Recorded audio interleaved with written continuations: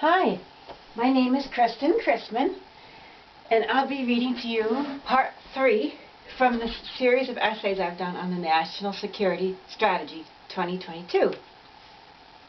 Eventually I'll be submitting these to countercurrents.org so that you'll be able to access the endnotes with all the sources if you'd like. Here's part 3. We've been talking about the claims made within the National Security Strategy 2022. It's not known whether or not National Security Advisor Jake Sullivan is the actual author, but I refer to it as Sullivan and Biden's NSS. Claim number 3. Nations that don't open their markets and resources to us are bad.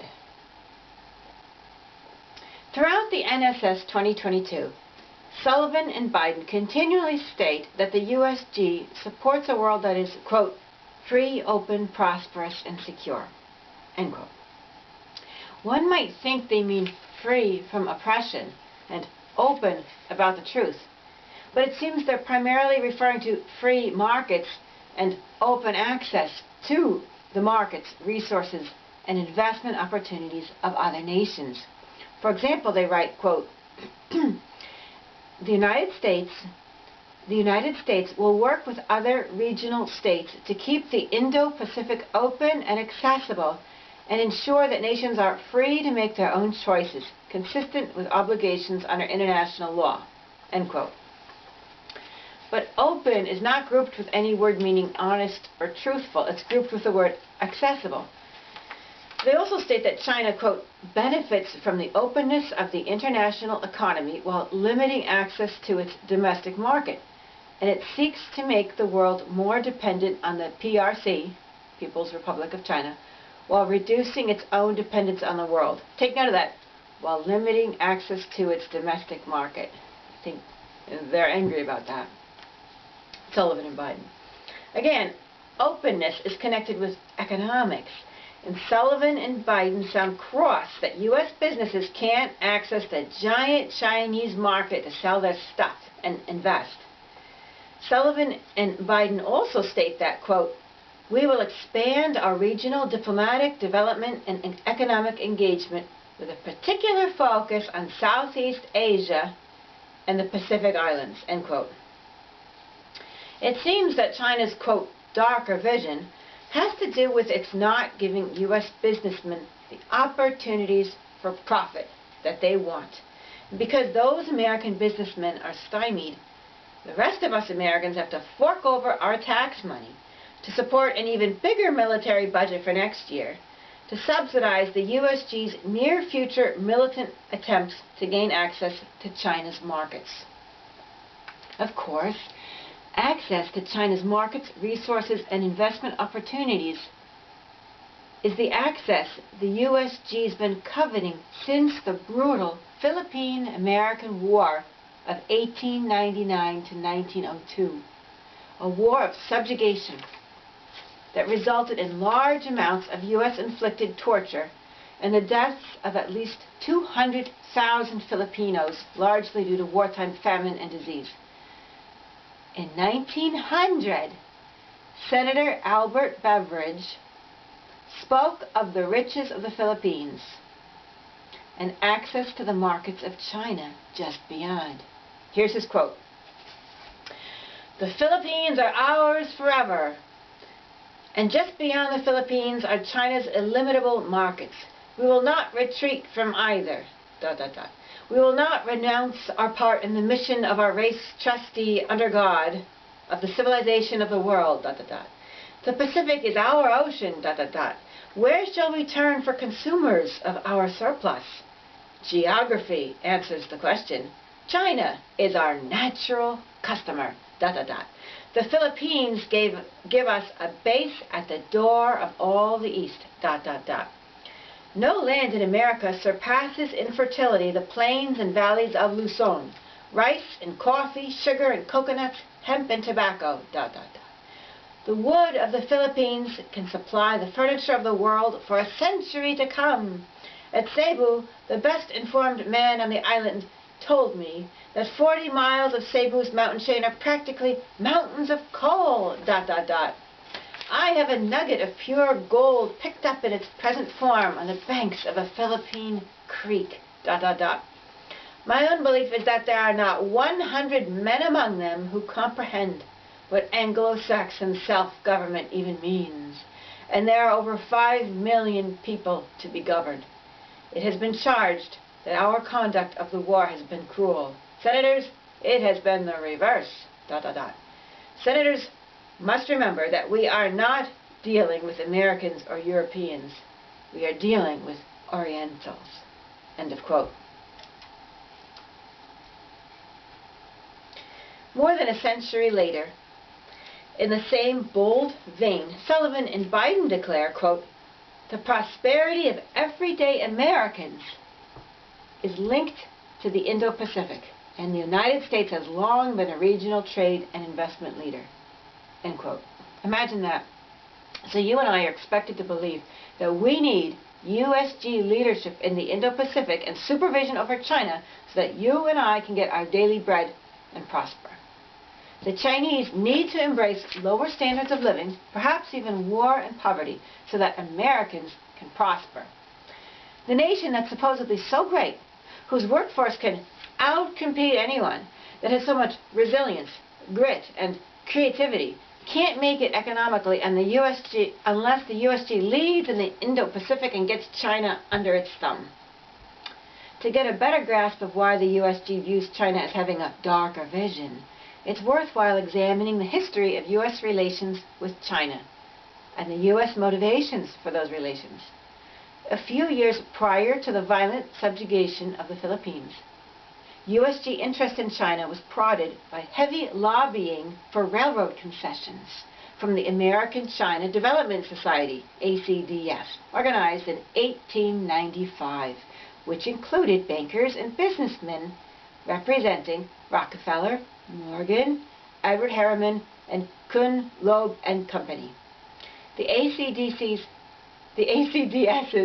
attorney helped set up the Committee on American Interests in China, which became the American Asiatic Association, which supported a more aggressive U.S. foreign policy to secure their access to money-making opportunities in China. In the decision to acquire and conquer the Philippines in the Philippine-American War, U.S. policymakers viewed the Philippines as a gateway to penetrating China's market to sell U.S. products and services.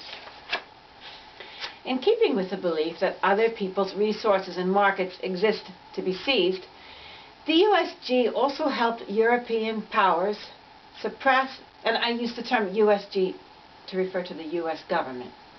The USG also helped European powers suppress the Boxer Rebellion in China in 1900.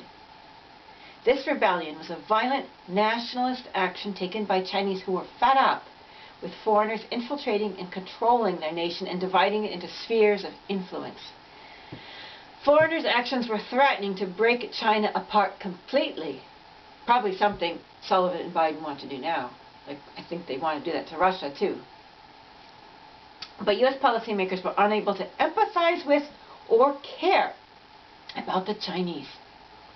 Ignoring Chinese feelings and China's right to economic sovereignty, U.S. President Taft was trying hard in the early 1900s to get a deal for American investment in a railway through China's Manchuria. It's unbelievable that this is a duty of the U.S. President.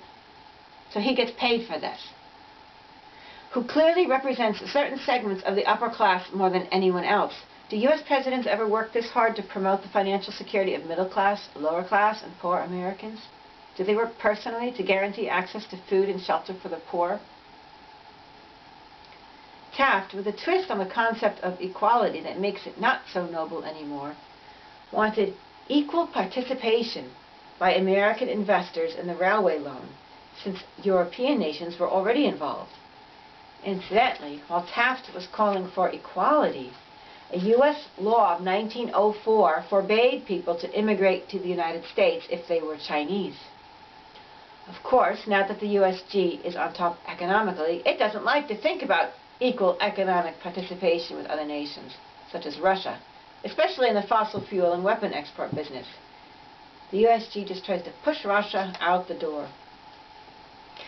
Still beset by foreign infiltration, the Chinese Revolution of 1911 was motivated in part by resentment over unwelcome foreign intrusions into China's sovereignty, which was repeatedly pulled apart by various competing nations.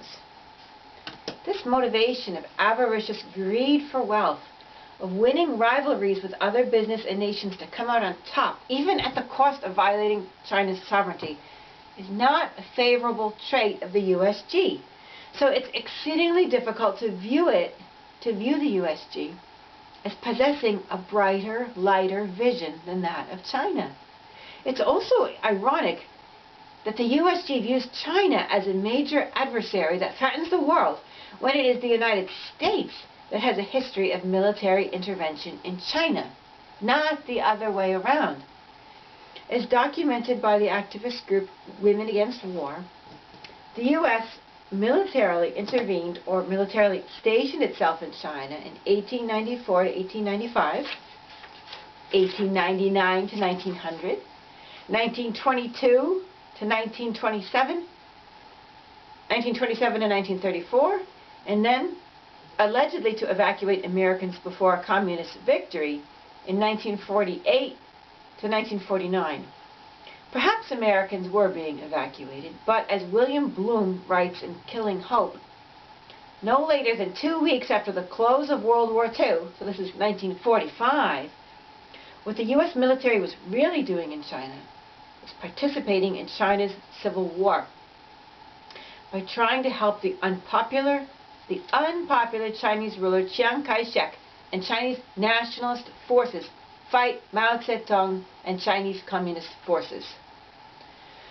According to Bloom, during World War II, while the Chinese communists had worked with the USG and provided intelligence about the Japanese occupiers, Chiang's military effort had primarily been directed against fellow Chinese communists, rather than against the Japanese. Nonetheless, at the close of World War II, the USG favored Chiang and transported 400,000 to 500,000 nationalist troops across China in an effort to get to key sites and ports before the communists did. I mean, this is like the China, can you imagine China infiltrating the United States during the U.S. Civil War and transporting troops here and there and arming them? This is major interference in China, military interference in their civil war. Truman also sent 50,000 Marines to guard sites from the Chinese communists and make reconnaissance flights to scout out their positions. As in South Korea following World War II, the Americans worked with their former enemies, the Japanese, whom they'd only recently been gleefully burning up, to subjugate left-wing forces in China. In 1946, roughly 100,000 U.S. military personnel were still stationed in China supporting Chiang. Not until 1947 did the USG begin to withdraw some troops. The USG apparently didn't and still doesn't perceive its intrusive behaviors in Chinese politics as out of line or as a violation of China's national sovereignty. It didn't care that Chiang Kai-shek was enormously unpopular amongst the Chinese. The USG refused to see that the Chinese themselves might be attracted to communism and might be repulsed by the cruelty, tyranny, corruption, and decadence of Chiang's government. Instead, U.S. policymakers were convinced that the USSR was behind China's communism, despite all of the evidence to the contrary and despite the poor relations between the USSR and China.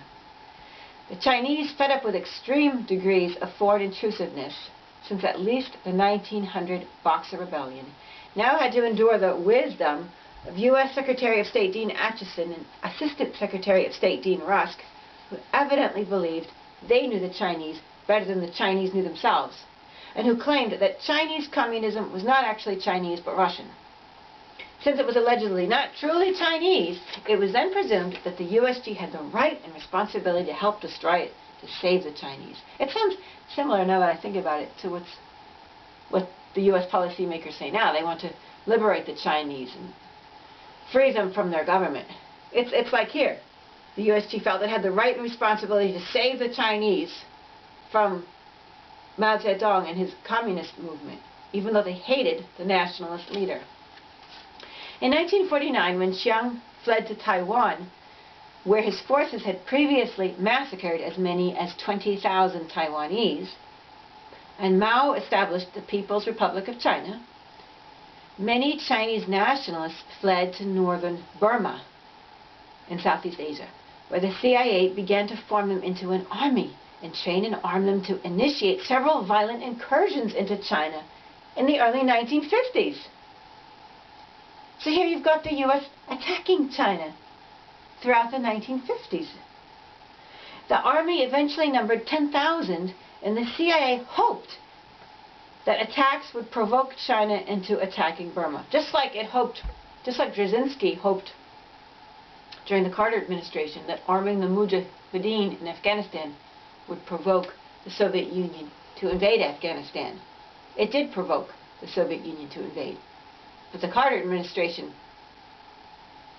pretended they pretended they hadn't tried to provoke the invasion. They didn't even talk about their covert aid to the Mujahideen. And here they are attacking China, hoping it will provoke China to attack Burma in order to help push Burma into the USG orbit.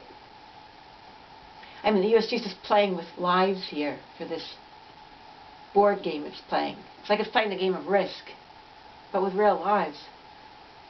The CIA won further military cooperation for its secret army through its involvement in developing Southeast Asia's heroin trade. Again, considering the incessant USG economic and military hounding, pestering, and attacking of China, its involvement and exacerbation of China's civil war, the CIA's heroin involvement, and the brutal CIA and USG behaviors in Southeast Asia, resulting in millions of deaths in Laos and Cambodia alone, not even including Vietnam. It's simply unbelievable that it is China that is viewed as the aggressor, as the malicious threat with the darker vision. Meanwhile, even though the USG had shown no signs of supporting Tibetan autonomy from China during World War II, the USG now took advantage of ethnic politics, as it does in Russia when it tries to stir up commotion. And the CIA began to recruit Tibetan refugees and fly them to Colorado for paramilitary training. So for more of its secret army against China.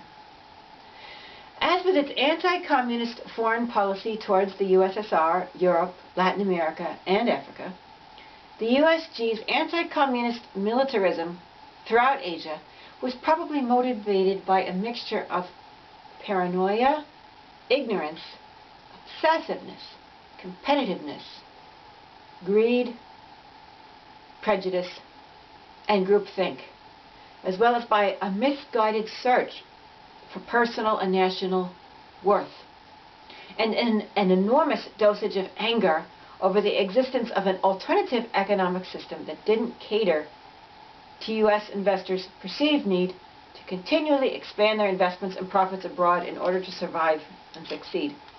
And I wonder how much, in United States culture, the pressure to conform is huge. Like school kids get that all the time. And even in the 1800s, as James Nolan wrote in his book, What They Saw in America, even in the 1800s, foreign visitors to the U.S. were shocked by the degree of conformity within American culture. And I wonder if the U.S. is also threatened by alternative economic ideologies and alternative variations of democracy because of this preoccupation, this obsessiveness with everyone conforming.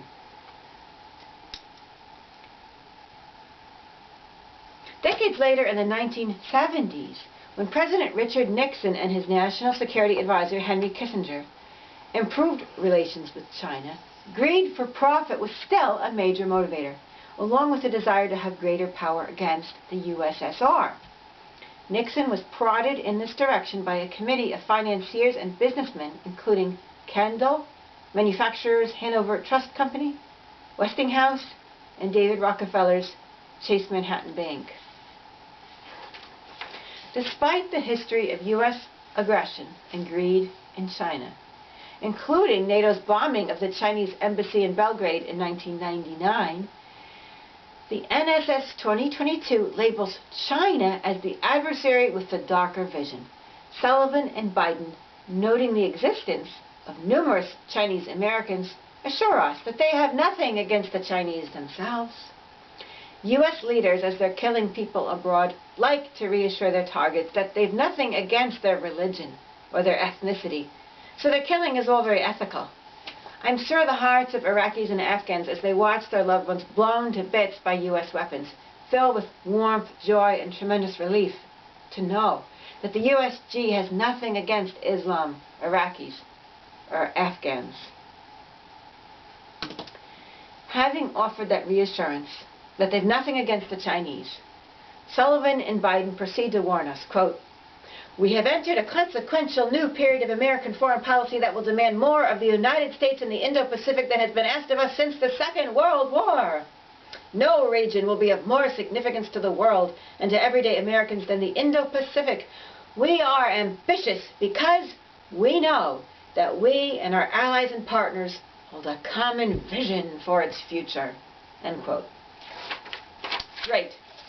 So the involvement Sullivan and Biden demand is greater than when the USG was occupying South Korea, killing millions of innocent people in the Koreas, Vietnam, Cambodia, and Laos.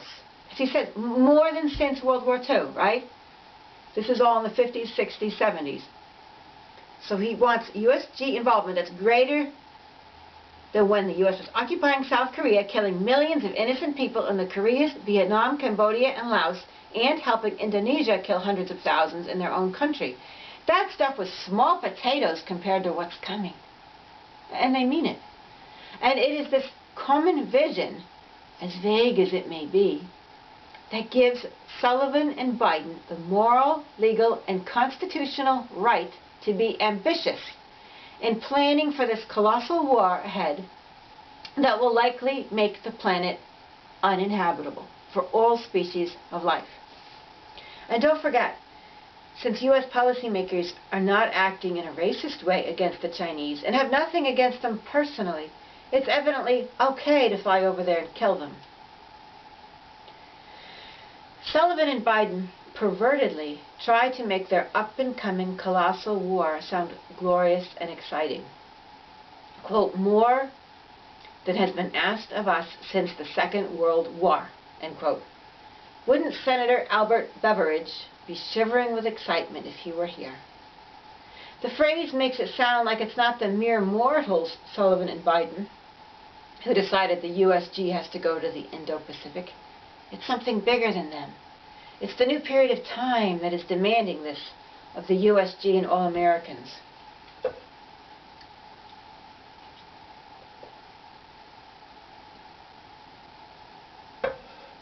Perhaps it was the same impersonal divine call that drew Americans westwards across the continent, pursuing their manifest destiny. Perhaps it was that same impersonal call of fate that compelled former Speaker of the House Nancy Pelosi to Taiwan, even though China warned her that her visit would be seen as a serious provocation. She couldn't help it. The time calls for Americans to go there, and to refuse would be defiance of the call.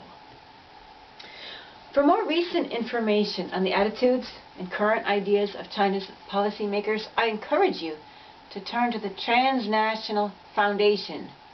It's at transnational.live, where you can view many articles and videos by Jan Oberg and others. In particular, TFF's, that's the Transnational Foundation's, Behind the Smokescreen Report by Gordon Dumoulin, Jan Oberg, and Tor Vestby is a thoughtfully written document that validly questions, quote, the scholarly quality of the Western accusations against China, end quote. And also, quote, questions the right of the U.S. West to point fingers at China when it is so obviously, the U.S. West, is so obviously a systematic and in many ways a much bigger violator of human rights. Moreover, the authors urge, quote, The world needs to witness more intelligent conflict handling attitudes and policies than confrontation, demonization, withdrawal from cooperation, and condescending policies rooted in one of the most pervasive racist ideas in Western culture, the age-old yellow peril idea. End of quote. So the Transnational Foundation is an excellent resource, and they have a lot of information. They've done a lot of research on China, which totally calls into question and refutes the U.S. propaganda, just like the research I've done refutes the U.S. propaganda about Putin, and they've researched Russia also. The report, the smokescreen, behind the smokescreen report, also provides a link to a speech delivered in July 2020 by former President Trump's Secretary of State, Mike Pompeo. The speech is a bewildering mixture of paranoia, ignorance, lies, black and white thinking, dramatic thinking, xenophobia, religious zealotry, and a fervent belief in a providential national destiny.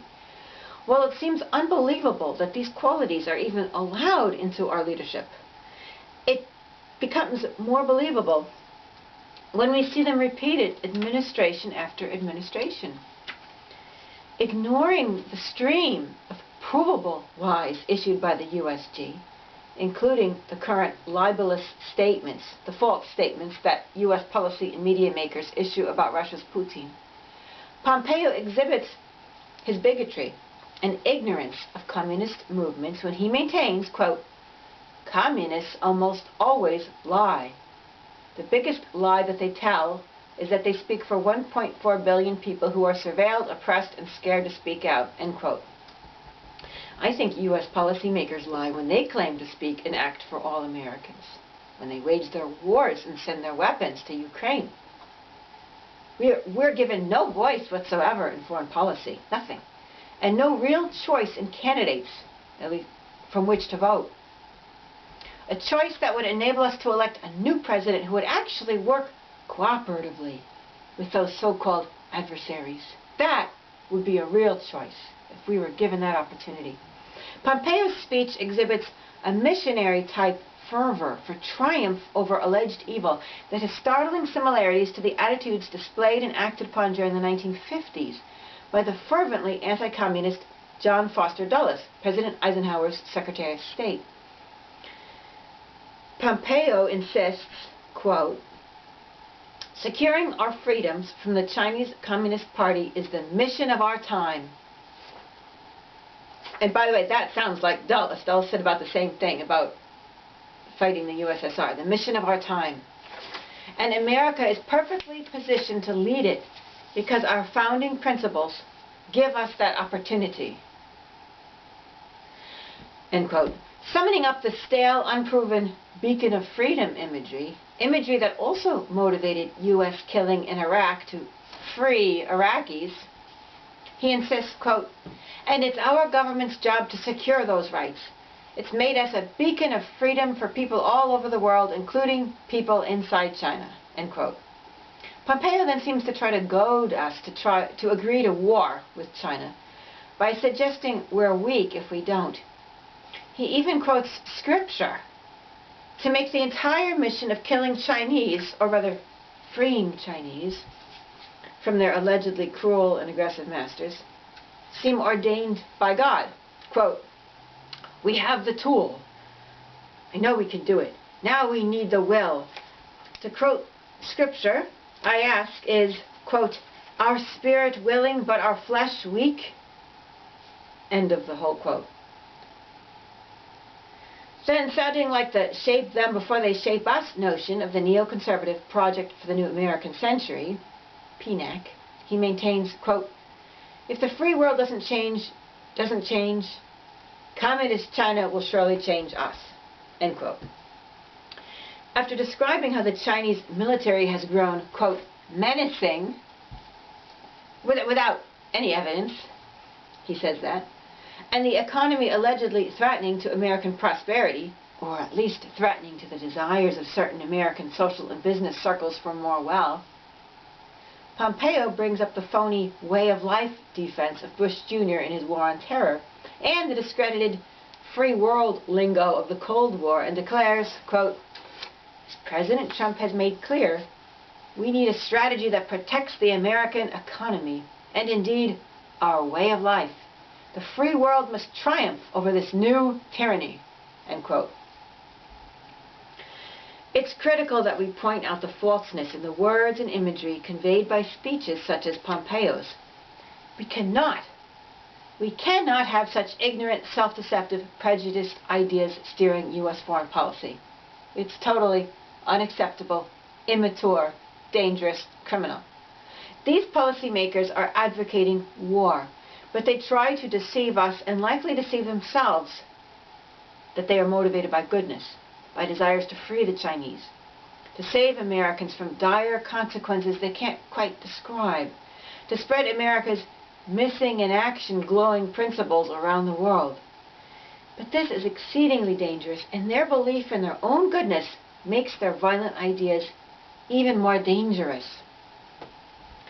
As with the Cold War with the U.S. against the USSR, this Cold War against China drapes pseudo-democratic ideas about freedom and pseudo-religious ideas about national destiny over what is likely the base avarice of certain Americans who, like U.S. policymakers in the early 1900s, want to make more money off China. At the same time that we stand adamantly against such ideas and policies and remove such attitudes from power, and we've got to try to do that peacefully, it's important to look with compassion at the individuals and the psychological and cultural causes of such thinking. I imagine that both Dulles and Pompeo, as well as numerous others displaying similar attitudes, including Sullivan and Biden, are likely motivated in part by a misguided search for self-worth, national worth, and meaningful purpose in life. A faulty quest to feel good, to feel worthy about themselves and their nation, whether through conquest, military victory, the acquisition of wealth, or false ideas about liberating Chinese.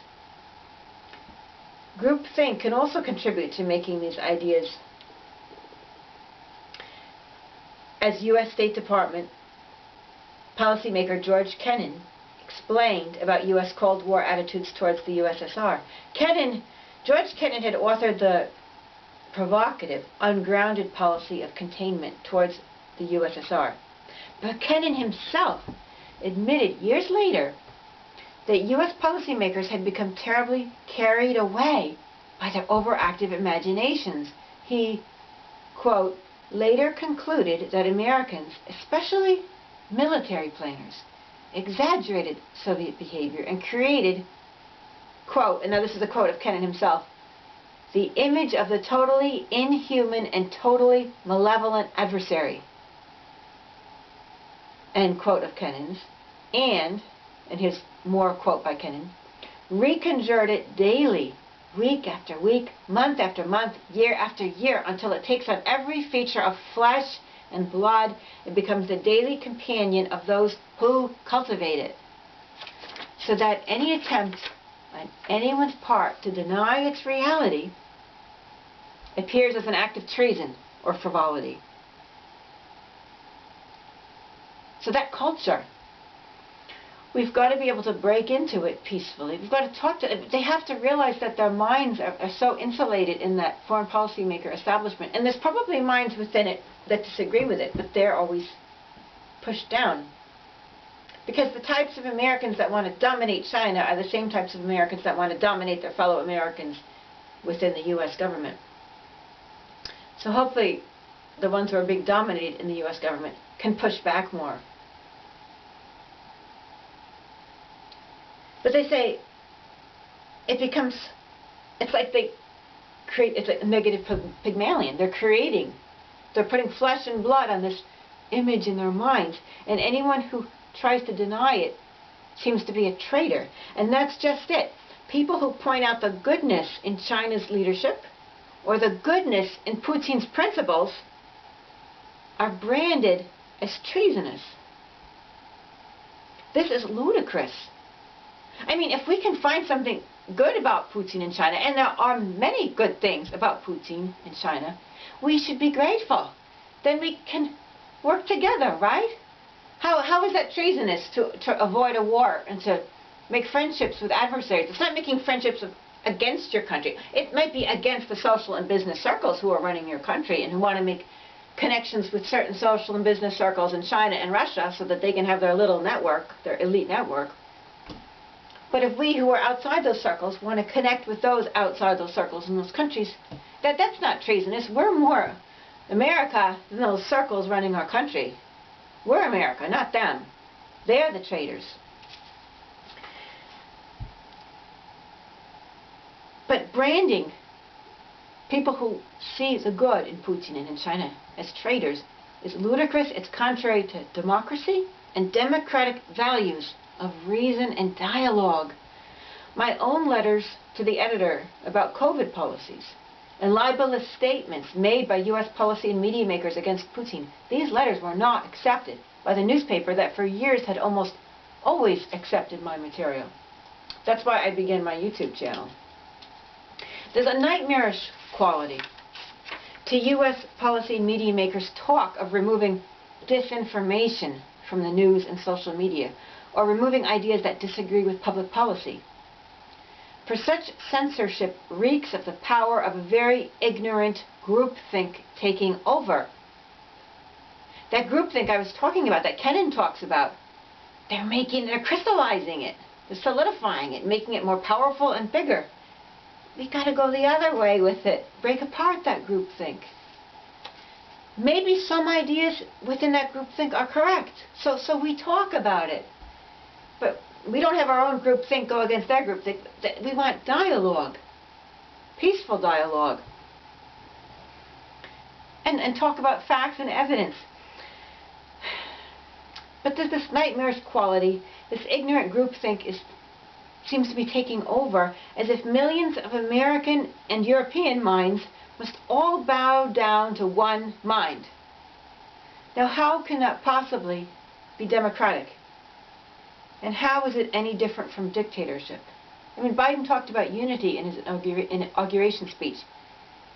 If he means unity of a dictator, he seems to be meaning unity of a dictatorship, where we all think as one.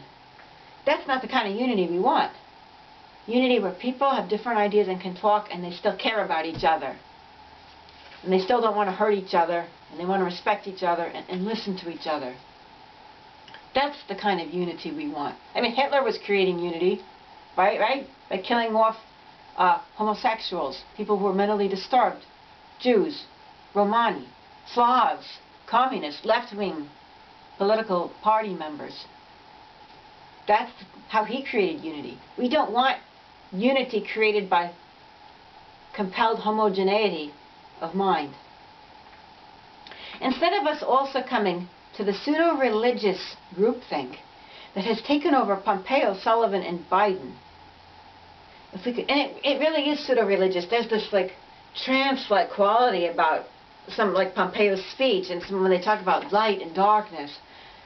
If we could possibly talk with past and present U.S. policymakers, including those such as Pompeo, in an atmosphere that is not intended to be threatening to them, it would be helpful if we could try to help them loosen up their thinking and recognize the rational and irrational origins of their thoughts, just like Kennan did. Unfortunately, and Kennan had been in the Soviet Union during Stalin's times and seen the horrors there. That's really what first set him off feeling anti-Soviet Union, because he saw the horrors of the show trials. So there were horrors there. But the point is, Soviet Union wasn't trying to spread that anywhere. They weren't trying to take over the world. Unfortunately, many such persons may be so lacking in a healthy sense of self-esteem that it might prick their feelings just to question their ideas.